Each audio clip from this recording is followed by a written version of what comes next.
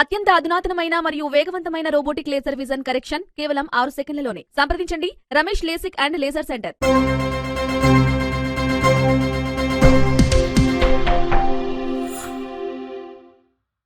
ఒక్క సామాన్యుడు నువ్వు ఉన్న రోజులు గేట్ కాడికి గానే వచ్చిండా? మీరు గాలి మోటార్లు దిగి నడిచిరా?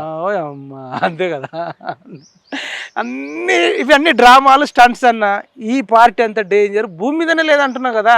అంటే స్టడీ చేసినా మనకు. అట్లని ఇప్పుడున్న ప్రభుత్వాన్ని సమర్థిస్తున్నాను నేను అనుకుంటా. ఇప్పుడు అంటలేం కదా. ఇప్పుడు బస్ అన్నాం, ఇప్పుడు ఆటో డ్రైవర్లకు న్యాయం చేయాలంటున్నారు. ఆటో డ్రైవర్లది వస్తే నువ్వు సీట్, మాది నిజామాబాద్ అన్న, నిజామాబాద్ నుంచి హైదరాబాద్ ఫ్రీ. ఓకే, కానీ పల్లెటూరు నుంచి నిజామాబాద్కి ఇవ్వాల్సిన అవసరం లేదు. అవును, అట్లా ఏ జిల్లాకైనా 20 రూపాయలు 30 రూపాయలు పెడతారు. నువ్వు ఇచ్చినా అదే ఆటోలు బతుకుతారు కదా. ఇప్పుడు జిల్లా సర్వీస్లకేమో చార్జ్, ఎక్స్ప్రెస్ లకు చార్జే. మరి ఎక్స్ప్రెస్ లకు లేదు, సూపర్ లగ్జరీకి ఉంది. వాటికి ఉన్నాయి, వీటికంటే లేవు. అట్లా అట్లా వాటికి పెట్టి ఇప్పుడు కాదన్న. నిజామాబాద్ నుంచి హైదరాబాద్ కు ఆటోలు అయితే ఎవరు రారు. అవును, కాబట్టి ఆటోల మీద ఎఫెక్ట్ పడుతుందా? మీ నిరుద్యోగులకు కూడా ఒక బస్సు అవైలబుల్ ఉండాలి కదా. ఇప్పుడు ఆడవాళ్ళు అందరూ ఉన్నోళ్ళు ఉండరు, ఆడవాళ్ళ దాంట్లో కూడా ఉన్నోళ్ళు ఉంటారు కదా. ఇప్పుడు సేమ్ రైతు బంధు లెక్కనే. ఇక భూమి ఉన్నోడంతా పేదోడు కాదు కదా. హైదరాబాద్ లో ఎంప్లాయ్ చేసేటోళ్ళకు ఫ్రీ అవసరం లేదు, వాళ్ళు పెట్టుకొని పోయి రావచ్చు. అది పాపం వికలాంగులు ఉన్నారు, వాళ్ళకి లేదు. ఆడు మొగోడు అయితే కాదట. కాదు, ఇప్పుడు వికలాంగులు మొగోళ్ళు ఉంటారు. లేదంటే అత్యంత పేదరికంలో ఉన్న అబ్బాయిలు కూడా ఉన్నారు కదా. కొంత సవరించాలి, దీన్ని సవరించాలి. పేదరికాన్ని బేస్ చేసుకోవాలి. ఏ పథకం వచ్చినా పేదరికం ఉండాలి, దానికి జెండరు ప్రొఫెషన్ ఉండకూడదు. గద్దరన్న దగ్గరికి వద్దాం. ఇప్పుడు గద్దరన్న అవార్డులు ప్రకటిస్తామన్నాడు, చాలా మంచి హర్షించదగ్గది. అది కంప్లీట్ గా సాధ్యం అవుతుంది అంటారా? వాళ్ళు చేస్తే అవుతుంది, వాళ్ళ చేతిలో పని కదా. ఇది ఇన్నాళ్ళకు గద్దరన్నకు కూడా గౌరవం దక్కింది అనుకుంటున్నాను నేను. సైమల్టేనియస్ గా అందశ్రీ గారికి, గద్దరన్నకు అంటే సాంస్కృతిక రంగానికి రావాల్సిన అసలు గౌరవం ఇప్పుడే వచ్చిందని నేనైతే నమ్ముతున్నా. దాని మీద నీ అభిప్రాయం ఏందనేది? అందశ్రీ అన్న విషయంలో కానీ గద్దరన్న విషయంలో ఎవరికి తెలంగాణలో అయితే వేరే ఉండదు. మనం వాళ్ళ ఫ్యామిలీ కంటే మనమే ఎక్కువ హ్యాపీగా. ఆయన ఇది చూసుంటే బాగుండేది గద్దరన్న, అది బతుకుంటే బాగుండేది. సేమ్ ఇప్పుడు ఎట్లయిపోయిందంటే జయశంకర్ సార్ కూడా తెలంగాణ వచ్చుడుకు ముందు చచ్చిపోయాడు, గద్దరన్న కూడా ఆయన ఓడిపోవడానికి ముందు చచ్చిపోయాడు. అదొకటి వాళ్ళకు బాధాకరం. ఓకే, మైపాలన్న, ఇప్పుడు చాలా ఏళ్ళుగా ఉస్మానియా యూనివర్సిటీలో మీకంటే ఇందాక మనం ప్రారంభంలో అన్నావు, మనకు ఇన్స్పైర్ చేసేటోళ్ళు ఉంటారు, ముందు వరుసలో ఉన్నోళ్ళు ఉంటారు, అన్ని చూస్తాము, చేస్తాం, గమనిస్తాం. కొన్ని ఏమో ఆయా సందర్భాల్లో ఆయన చేయలేదా అని కొన్ని టర్న్ తీసుకుంటాం, కొన్ని ఏమో వాళ్ళు చేసిన తప్పు మనం ఎందుకు చేయాలనుకుంటాం. పేరున్న నాయకులు, ఉస్మానియా గడ్డ మీద తెలంగాణ పోరాటంలో తీవ్రంగా పేరున్న నాయకులు కూడా ఏదో పదవీ కాంక్షతోనే కంపల్సరీ పదవులు కావాలని కండువాళ్ళు మీ కళ్ళ ముందే మార్చుకునే వాళ్ళు చాలా మంది ఉంటారు. అవునా? ఎంతో మంచి వాయిస్ ఉంటుంది, కథ ఉంటుంది. ఎటొచ్చి ఇంకా మనం ఇంతేరా, మనం ఇది చేయకపోతే మనకు రాదురా అనుకునే పరిస్థితి కొంత, అది బలహీనతే అనుకోవచ్చు, లేకపోతే ఆ పదవీ కాంక్షే కావచ్చు. నేను మళ్ళీ అంటున్నా అదే విషయం. సో అటువంటి వాళ్ళని చూసినప్పుడు ఏమనిపిస్తుంది, ఈ పేరు రేపు మనకు కూడా వస్తుంది అనే భయం ఎక్కడన్నా ఉంటుందా? అంటే నాకు ఎగ్జాక్ట్లీ అర్థం కాదు. పదవి తీసుకోవటం కానీ, లేదంటే ఒక నిర్ణయం నుంచి మనం అవతలికి మళ్ళీ మార్చుకొని జారటం కానీ, కొన్ని అనివార్య పరిస్థితులు వస్తాయి.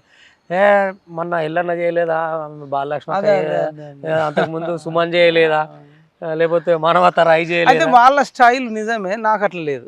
ఒకటి ఏంటంటే నాకు పదవుల మీద మోజు లేదు. ఫస్ట్ ఆఫ్ ఆల్ ఓకే, ఈ పదవుల మీద మోజు ఉండి ఆర్టిఫిషియల్, ఇప్పుడు మనం పదవి ఉన్నప్పుడు కార్లో బుగ్గ కారు వస్తే మా అన్నకు పదవి వచ్చిందని ఉరికి వచ్చి అన్న నమస్తే అన్న దండమన్న నాకు ఈ పని చేసి పెట్టన్న అనేటోళ్ళు ఉంటారు. నిజానికి ఆ పదవి వచ్చిన తర్వాత ఆ పదవిలో ఉన్నోడు కూడా నాకు తెలిసి పెద్దగా ఇల్లీగల్గా అయితే ఏం చేయకూడదుగా.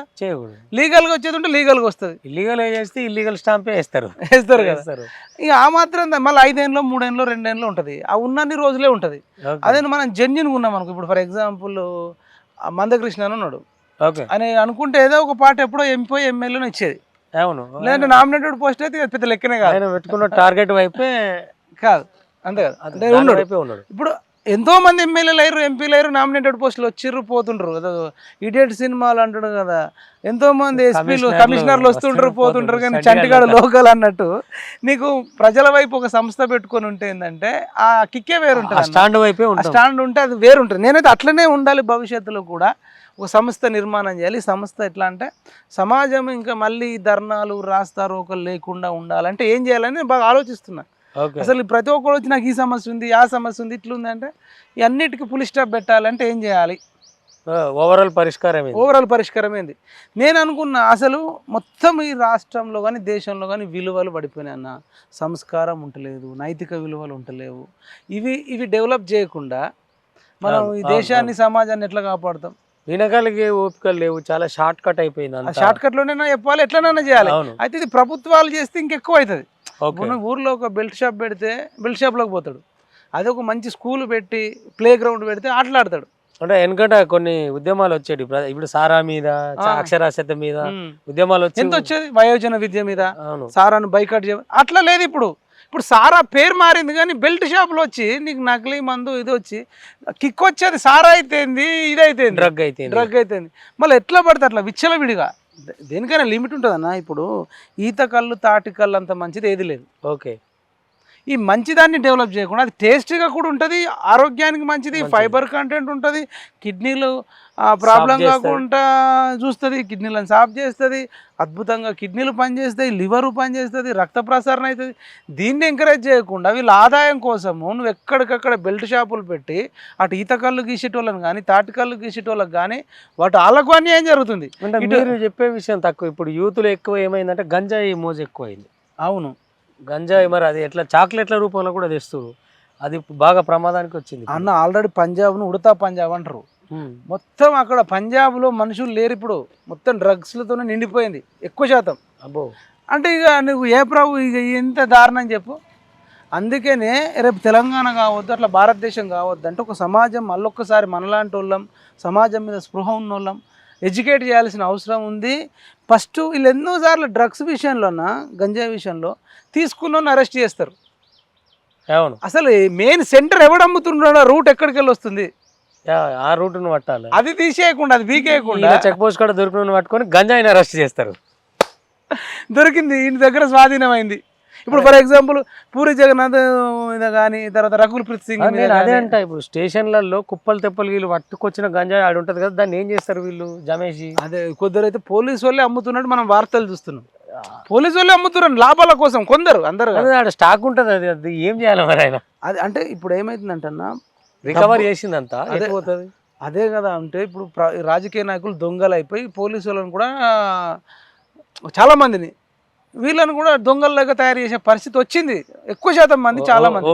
వీళ్ళంతా ఒక డబ్బు కోసం, తాత్కాలిక సుఖాల కోసం విల్లాలు కొనుక్కొని, రేంజ్ రోవర్ కారు కొనుక్కొని బ్యాంకాక్, దుబాయ్కి టూర్లు పోవాలి, అమెరికాకు పోవాలి, యూరప్ పోవాలి, స్విట్జర్లాండ్ పోవాలి, ఈ పెద్ద పెద్ద కోరికలు పెట్టుకొని ఈ అడ్డదారులన్నీ దొక్కుతున్నారు.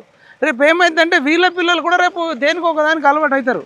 ఈ గడ్డ మీద నెత్తురు వారింది, ఈపులు వలిగినాయి, కేసులు పెట్టుకున్నారు.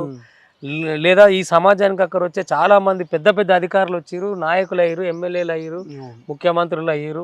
చాలా చరిత్ర ఈ నేలకు, ఈ చెట్లకు, ఈ వనానికి ఉన్నంత చరిత్ర ఉంది.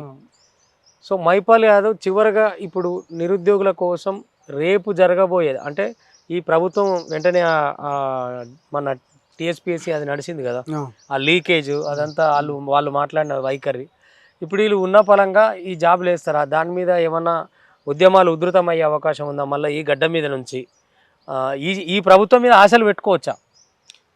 ఆశలు అంటే అన్న, ఏ ప్రభుత్వమైనా నేను గమనించిన కాడికి ఎక్కువ శాతం మన తెలుగు నాట పైన ఈ ప్రజల మీద తక్కువనే ప్రేమ ఉంటుంది. మనం ఎంత అలర్ట్గా ఉంటే, అంత స్పృహగా ఉంటే, ఎంత చైతన్యం ఉంటే వాళ్ళకి భయంతోనే వేస్తారు కానీ ప్రేమతోనే వేయట్లే. వీళ్ళు కూడా మనకు అడగకుండా ప్రేమతో వాళ్ళంతటా వాళ్ళు వేస్తారని చెప్పేసి మనం బుక్కులకే పరిమితమై ఏది పట్టించుకోకపోతే ప్రమాదం జరిగే అవకాశం ఉంది. వీళ్ళు కూడా తక్కువలేం కాదు. మనం ఏంటంటే ఎప్పటికప్పుడు గమనిస్తూ వాళ్ళు ఏదైనా తప్పు మాట్లాడితే అడగాలి. ఇప్పుడు ఫర్ ఎగ్జాంపుల్ బట్టి విక్రమార్క గారు అన్నారు నిరుద్యోగ భృతి ఎప్పుడని అడిగినప్పుడు మేము ఎక్కడన్నా మేము అసలు అడగలేదు అనమాట. అసలు ప్రియాంక గాంధీ చెప్పింది, రేవంత్ రెడ్డి చెప్పిండు, సరే నువ్వు కొంత లేట్ ఇస్తావా, ఎప్పుడు ఇస్తావా అనేది మాట్లాడదాం. బడ్జెట్ ఇంత ఆదాయం ఉంది, ఇంత ఆదాయం ఉంది, ఇంత రోజు నుంచి ఇస్తాం, ఇట్లా ఏదైనా మాట్లాడాలి, తర్వై ఉంటుంది. మేము అనలేదనమాట. ఇంకొకటి టీఎస్పీఎస్ చైర్మన్ జనార్దన్ రెడ్డి దుర్మార్గుడని తీసేసినావు. మరి ఇప్పుడు నువ్వు పెట్టాల్సింది ఎవరిని పెట్టాలి? ఒక మంచి ప్రొఫెసర్ని పెట్టాలి. నువ్వు ఎవరిని పెట్టినావు? మాజీ డీజీపీ మహేందర్ రెడ్డిని పెట్టినావు. ఈ మహేందర్ రెడ్డి ఆధ్వర్యంలో నేరెళ్ళ దళితుల ఊచకోత జరిగింది. ఆ ఎస్పీ విశ్వజిత్ గారి మీద ఎటువంటి తీసుకోలే, ఎస్సీ రవీందర్ మీద వాళ్ళు జైలుకు పోలే. అంటే పోలీసు వాళ్ళు ఎవరినైనా ఎంతైనా కొట్టవచ్చు, తాటికి రీచి నరకొచ్చు. చట్టం వాళ్ళకు చుట్టమా? ఇప్పుడు వాళ్ళ తనువులు పనికి రాకుండా అయిపోయినాయి కదా. చేసిరు కదా. ఇప్పుడు ఆ కోల హరీష్ కానీ బానయ్య కానీ వాళ్ళు ఎంత ఏడుస్తారు, రెగ్యులర్గా ఫోన్ చేసి మాకు న్యాయం జరగదా అన్న అంటే ఈ రాజకీయ నాయకులు అంతా పెద్ద లుచ్చాగాళ్ళు అయిపోయారు, దొంగలు అయిపోయారు అన్న. ఎవడు ఇప్పుడు నేను అడుగుతున్నాను, ఇప్పుడు రేవంత్ రెడ్డిని వాళ్ళకు నేరేళ్ల బాధితులకు న్యాయం చేయమని, ఈ క్యాబినెట్కి అడుగుతున్నా, సీతక్కను అడుగుతున్నా చేయమని, ఆర్ఎస్ ప్రవీణ్ కుమార్ కూడా అడుగుతున్నాను, వీళ్ళ మీద డిమాండ్ చేయమని. ఇట్లా బాధితుల ఫోన్లు వచ్చినప్పుడు అరే ఏం చేయలేకపోతున్నాం అన్న బాధ ఉంటుంది. ఎందుకుంటే అసలు అరే ఇది జెన్యున్గా వీళ్ళు తలిగింది ఇవన్నీ ఉంది, ఏం చేయలేకపోతున్నాము అనే ఎంత పెయిన్ అవుతుంది తెలుసా వాళ్ళు ఏడుస్తుంటే.